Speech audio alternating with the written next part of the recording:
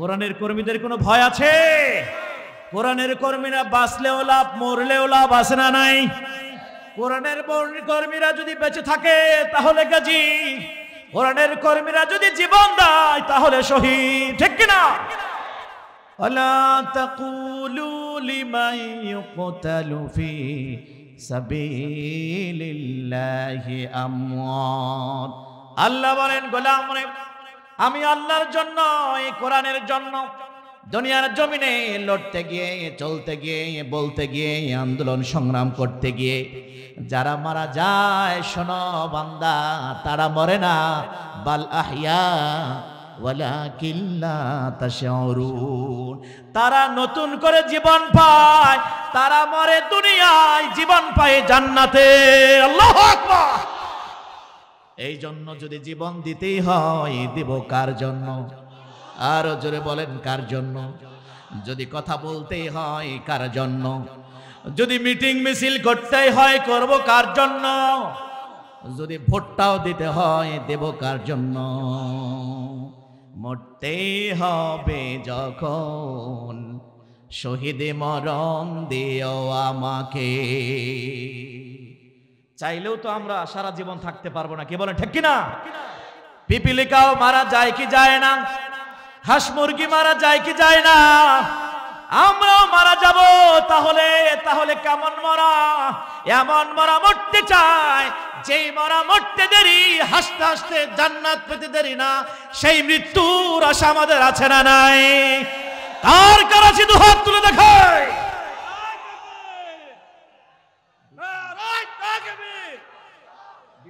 ইসলামের শত্রুরা হুঁশিয়ার সাবধান, নারায়ে তাকবীর। ভয় ভীতি কারাগার ফাঁসির মঞ্চে তোলে, একটু ভাবেনি যারা জীবন দিতে। ভয় ভীতি কারাগার ফাঁসির মঞ্চে তোলে, একটু ভাবেনি যারা জীবন দিতে। ওরা তো জানে না শাহাদাত আমিও সুধা, কোটি প্রাণ পিপাসিত জীবন দিতে, কোটি প্রাণ পিপাসিত জীবন দিতে। কোরআনের কর্মীরা সারা পৃথিবীতে কালেমার দাওয়াত দিয়ে যাবে। কোরআনের কর্মীরা সারা পৃথিবীতে কালেমার দাওয়াত দিয়ে যাবে। কথা বলেন ঠিক কিনা? আমার ভাইয়েরা, আমরা ছিলাম, আমরা আছি, আমরা থাকবো। যতদিন থাকবে এই দুনিয়ায় কালিমার আওয়াজ উচ্চারণ হবে কার? আমরা নীরব হই, আমরা আওয়াজ দেই, সবকিছুই একজনের জন্য। তিনি কে? আরো জোরে বলেন, তিনি কে? প্রয়োজনে অন্যায় এবং অপরাধ দেখলে যেই মুসলিম জাতি আগুনের মতো গর্জে ওঠে, প্রয়োজনে নিজে যদি অন্যায় এবং অপরাধে জড়িয়ে যায়, মাটির মতো ঠান্ডা হয়ে মিশে যায়, আমরা সেই জাতি, ঠিক কিনা? কি বলেন? আল্লাহ বলেন, ওয়াম্মা মান খাফা মাকামা রাব্বিহি ওয়া নাহান নাফসা আনিল হাওয়া ফাইন্নাল জান্নাতা হিয়াল মাওয়া। আপনারা বলেন, আমরা কোথায় যেতে চাই? জাহান্নামে না জান্নাতে? জান্নাতে যাওয়ার এক নম্বর শর্ত হচ্ছে কলিজার ভিতরে গোটা দুনিয়ার সব চাইতে ভয় করতে হবে কাকে? আল্লাহ সোজাসুজি বলেন, বান্দারে, পরকালের ময়দানে, কিয়ামতের ময়দানে প্রত্যেকটা মানুষ আমার কাছে আসবে, আমার আদালতে তাকে দাঁড়াতে হবে।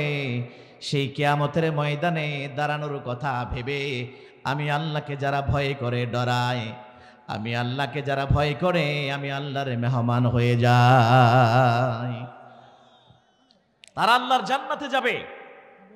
মাইকের আওয়াজটা ঠিক করেন, আগের মতো করেন। তাহলে আল্লাহর ভয় আপনারা ভালো করে জানেন। গোটা পৃথিবীর যত আন্দোলন হয়েছে, সফল হয়েছে সফলভাবে। সে আন্দোলনগুলো সফলতার পেছনে অন্যতম কারণ তারা কোনো জালেম স্বৈরাচারকে ভয় করে নাই, একমাত্র ভয় এবং ভরসা করেছে কার? কারণ মরতেই হবে যখন শহীদে মরণ দিও আমাকে, আমাকে শহীদ করে সে মিছিলে শামিল করে নিও। যে মিছিলের নেতা আমির হামজা খোবায়েবে খাব্বাব, আল্লাহর ছিল যারা অতি প্রিয় শামিল করে নিও। পড়েন, আমাকে শহীদ করে সে মিছিলে শামিল করে নিও। জোরে বলেন আমিন। তার মানে বোঝা গেল আমাদের মিছিল ঠিক করার দরকার আছে না নাই? আমাদের মিটিং ঠিক করার দরকার আছে না নাই? আমাদের মিছিল, মিটিং, স্লোগান সব কিছু হতে হবে কার জন্য?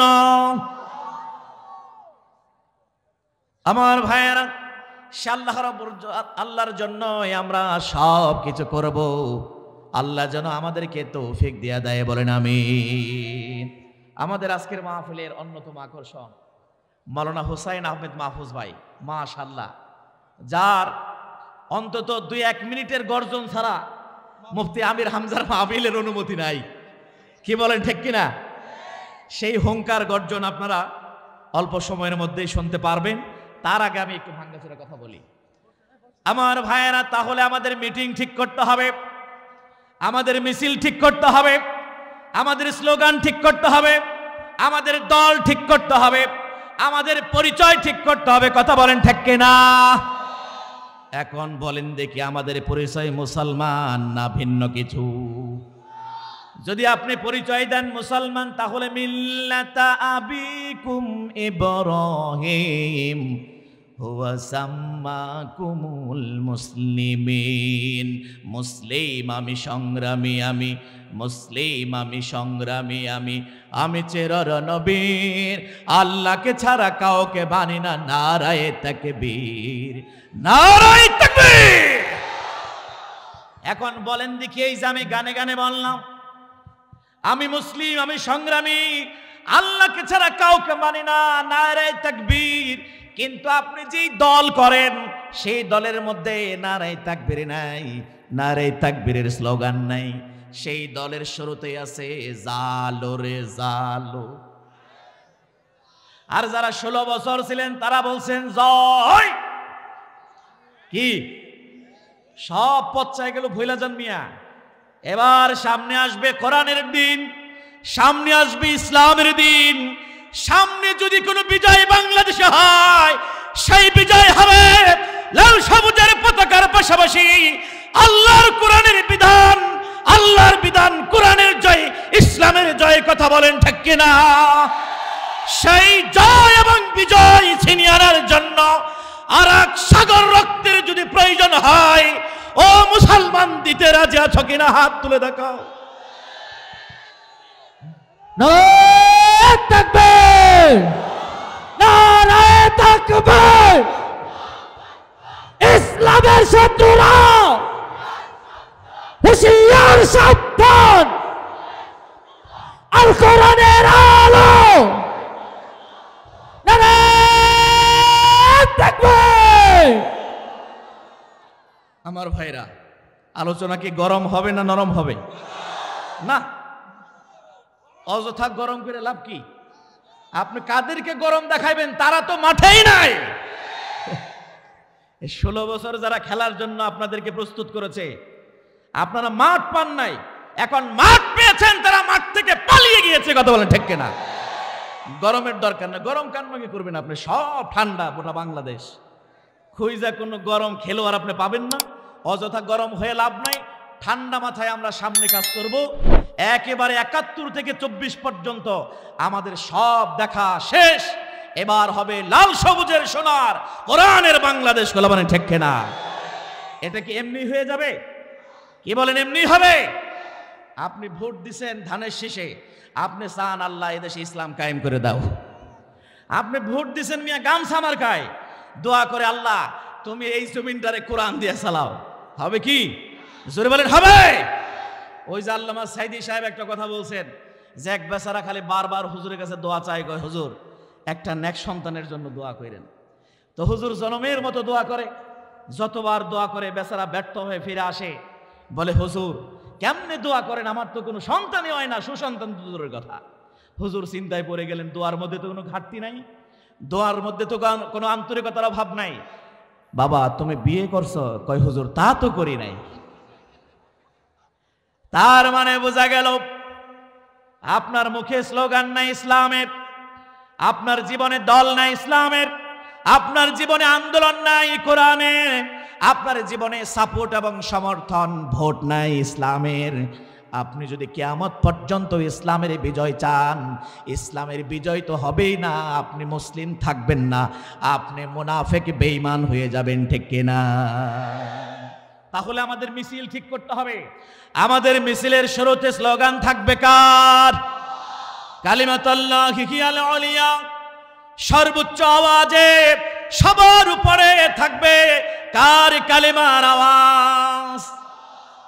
এখন আপনারা বলেন দেখি, জালো রে জালো, আগুন জালো, এটা কি কোনো ইসলামের দলের স্লোগান?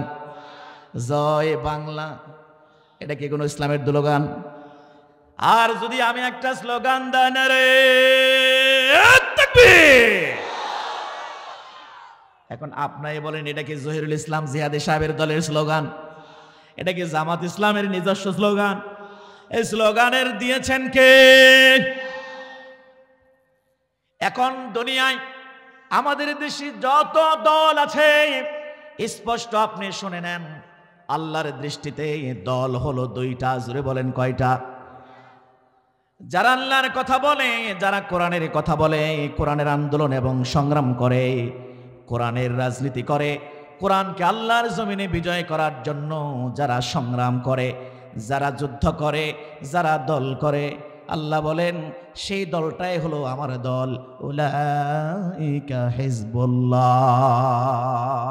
আল্লাহু আকবার বলেন। সেই দলে থাকতে আমরা রাজি আছি তো ইনশাআল্লাহ? দেখা যাবে সামনে ইনশাআল্লাহ।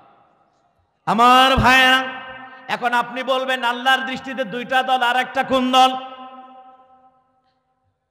আপনারা জানেন এদেশে আওয়ামী লীগ আছে না নাই? সইলা গেলেও তারপরও তাদের দলের নাম আছে না নাই? বিএনপি আছে না নাই? জাতীয় পার্টি আছে না নাই? আরো বহু দল। তাহলে এদের নাম কোথায় গেল? আল্লাহ কয় এরা সব মিলা হলো একটা দল, সেটা হলো শয়তানের ঐক্যজোট। উলাইকা হিজবুশ শাইতান। মাঝখানে থাকার কোনো সুযোগ নাই। কি বলেন ঠিক কিনা? এখন আপনারা সিদ্ধান্ত নেন কোন দল করবেন, আল্লাহর দল না শয়তানের দল? ও নামাজি, ও হাজি, ও গাজী, ও রোজাদার, ওয়ামান লাম ইয়াহকুম বিমা আনজালাল্লাহু ফাউলাইকা হুমুল কাফিরুন। যত বড়ই নামাজি হন, যত বড়ই রোজাদার হন, যত বড়ই হাজি হন, আল্লাহ বলেন যেই কোরআন দিয়ে রোজা রাখো, হজ করো, নামাজ পড়ো, সেই কোরআন দিয়ে যারা সমাজ এবং রাষ্ট্রের বিজয়ের জন্য আন্দোলন, কোরআনের করো না, কোরআনের নির্বাচন করো না, কোরআনের দল করো না, নিঃসন্দেহে সেই কোরআন দিয়ে তোমার সমাজের বিচার ফাইসালা করো না, নিশ্চয় নিশ্চয় তারা মুমিন নয়, তারা হলো কাফের। জোরে বলেন কার কথা?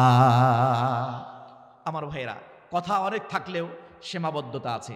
আজকে মূলত মাহফিলের প্রধান আকর্ষণ মুফতি আমির হামজা ভাই, তার সাথে সহযোদ্ধা হিসাবে সবসময় থাকেন আমাদের একান্ত প্রিয় বিশিষ্ট ইসলামী চিন্তাবিদ হযরত মাওলানা হুসাইন আহমেদ মাহফুজ ভাই। আমরা এক্ষুনি হুসাইন আহমেদ মাহফুজ ভাইয়ের কাছে যাব। সর্বশেষ যেই কথা, সেটা হচ্ছে 2024-এর আন্দোলন, এটা হচ্ছে বৈষম্য বিরোধী আন্দোলন। কথা কোন ঠিক কিনা?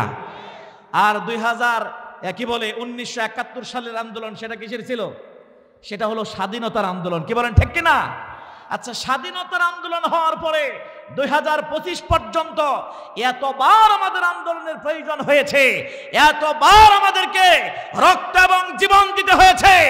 আপনারা কি মনে করেন 2025-এর এই 2024-এর 5 আগস্টের এই আন্দোলনই মনে হয় শেষ আন্দোলন? না, যতদিন পর্যন্ত কোরআনের বিজয় এদেশে সুনিশ্চিত না হবে, এদেশ থেকে বৈষম্য স্বাধীনতা কখনোই দূর হবে না। কথা বলেন ঠিক কিনা? এই জন্য আর একবার আমাদেরকে জাগতে